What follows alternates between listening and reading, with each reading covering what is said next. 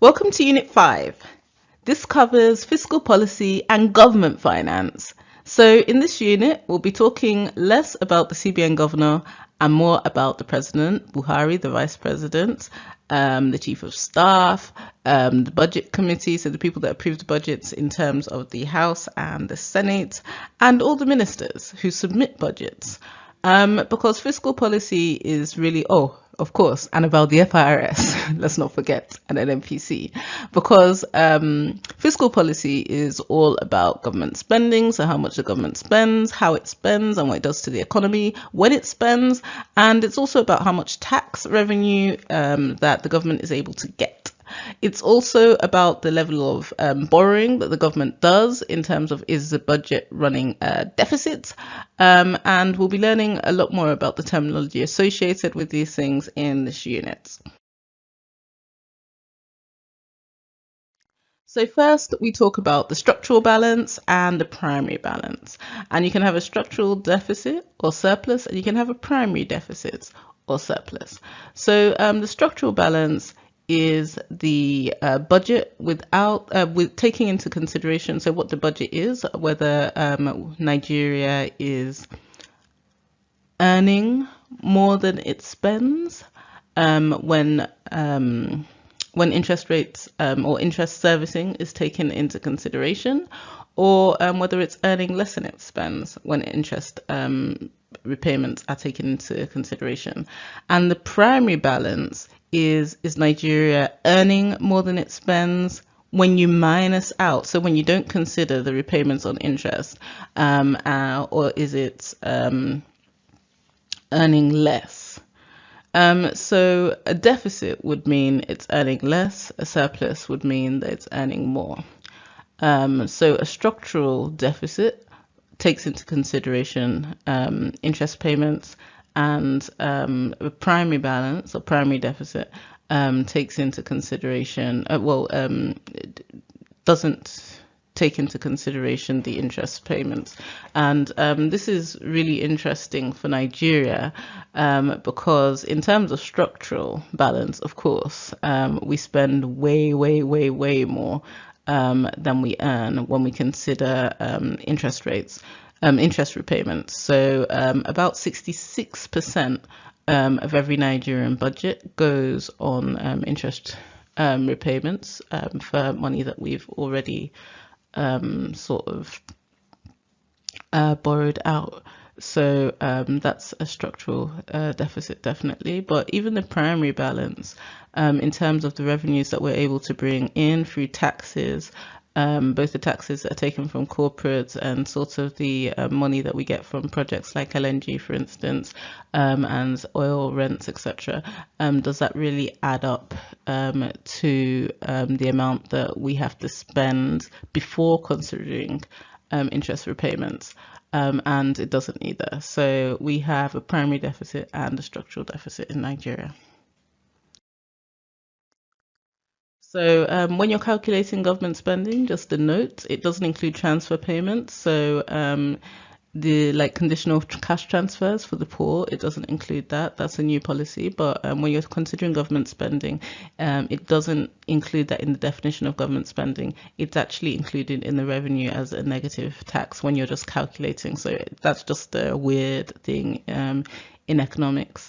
And fiscal policy, really. So this idea of government spending and taxes affects the economy in two different ways. It affects aggregate demand, and it affects the financial markets. And those are the two things that I'll talk about. This module is quite short. So I'm first going to talk about the effects on aggregate demand. Obviously, we know that aggregate demand is investment plus government spending plus consumption plus exports. So if government spending increases, then automatically it increases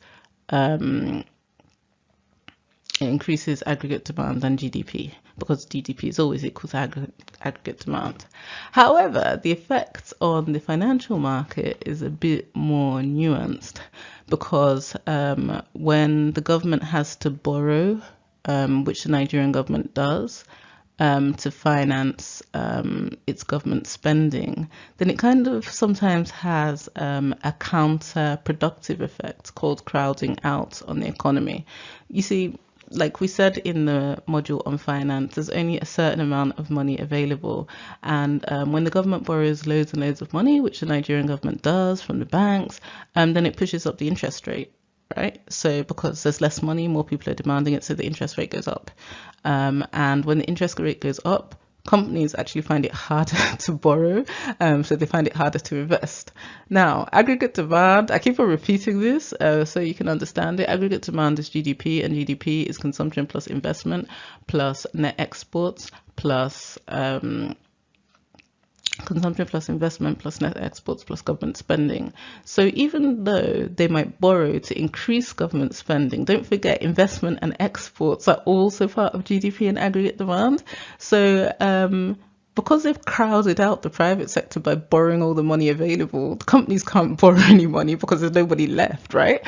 And they don't have anything to invest, so investment goes down. And obviously they can't export because you need to invest to get an export product, and produce an export product for export, right? So they've reduced like two aspects of the GDP to increase one.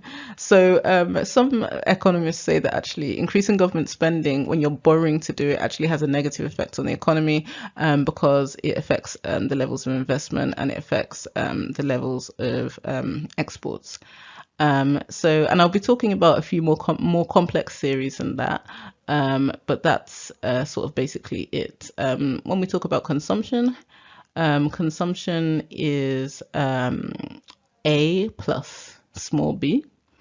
A is a constant, the small b is disposable income. So consumption really depends on how much disposable income that people have.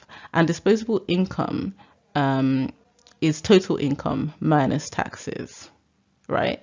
So the higher the taxes are, and Nigeria actually has quite a high. I'm really glad about the finance bill, because the finance bill actually reduced taxes on corporates. But still, Nigeria has a relatively high tax rate historically. So a lot of Nigerians have low disposable income, right? So even though in theory, like raising taxes is a good idea because the government needs money, and if they raise taxes, then they don't have to borrow so much. But actually, it affects another part of the equation, which is consumption. Because when people have less disposable income, because they're taxed so much, they don't consume as much. So raising government spending through either taxation or borrowing actually can have negative effects on the overall economy. So it's a bit of a conundrum, right? What do governments do?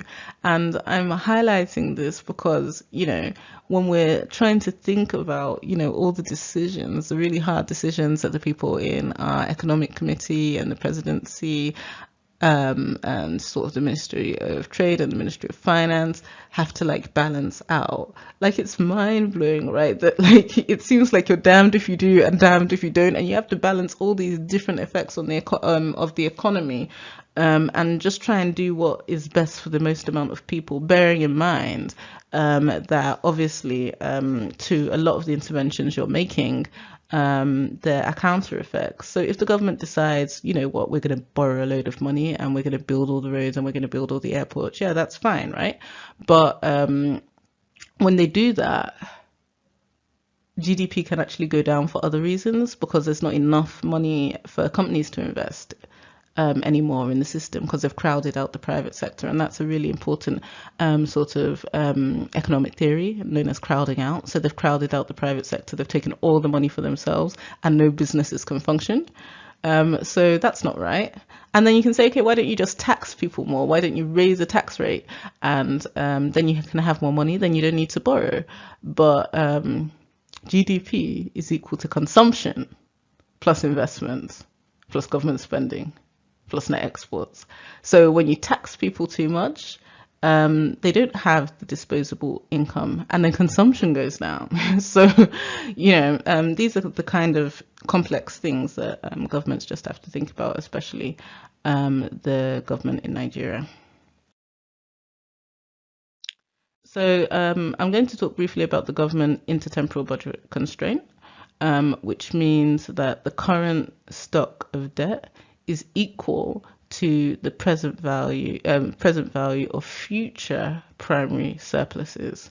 So you've got to always think about the level of debt and look at sort of the amount of revenue that you want to bring in compared to that debt. So the way that the government should be thinking about budgeting is thinking about what the country is going to make in future when they're taking on debt. And this is quite difficult to think about, particularly in countries like Japan, where they have really old people, because they don't know what their costs are going to be, because there's costs that haven't yet crystallized.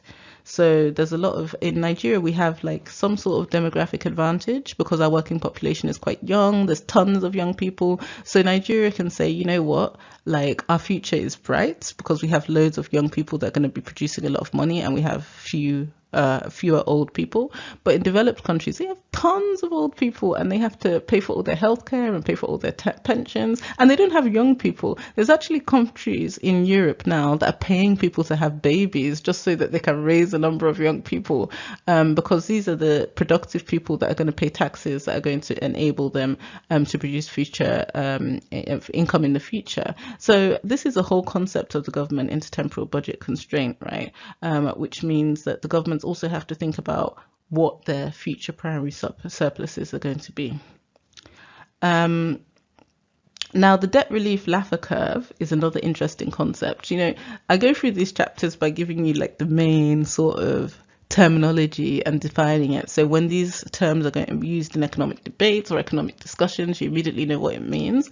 So the debt relief Laffer curve is pretty interesting for Nigeria. It's an interesting theory.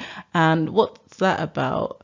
That means it's the idea that sort of tells us about the fact that beyond a certain point, a country's debt becomes, so large that it sort of reduces the country's ability to grow and service that debt. And you see that in a lot of African countries, including Nigeria, where we're spending like over half of our budget just paying back the debt. So we're on quite an advanced point on the debt relief Laffer curve. So yeah, this slide just talks about government intertemporal budget constraint and contingent liabilities like old people. And when you have tons of old people, then you have to plan for them, and you might be more constrained in your current spending, maybe. And also the debt relief Laffer curve, where it gets to a point, right, where all countries do is pay back debt, and that's not really good for the economy because they can't invest in the people. So, central banks are autonomous, right? Independent. And we hear the central bank governors and the deputy governors say that a lot. Central bank of Nigeria is independent, and we're autonomous and we're not affected by politicians. And if you've noticed, that's why the appointment of the central bank governor doesn't coincide directly with the appointment of a president. So it doesn't coincide. It's usually off of the political cycle to maintain that independence. But the issue is, right, that we've spoken about monetary policy in the last unit, and we're speaking about fiscal policy now, and you'll realize that there has to be some coordination between the two. So if there's no coordination and they don't talk at all, then you find that they almost cancel each other out because they're doing different things, and the result is just confusion. So there needs to be some sort of framework, right, where monetary policy and fiscal policy can be coordinated. Otherwise, you end up with chaos. And New Zealand, I think, has a brilliant paper on how they've managed to coordinate monetary and fiscal policy. And I think one of the frameworks, one of the lines that I like in the paper from New Zealand is the fiscal and monetary policies are independently responsible for their respective areas of policy, but within a framework that leaves room for, and indeed establishes, a strong incentive for each to have regards for the actions of the other. And I think that that's super important.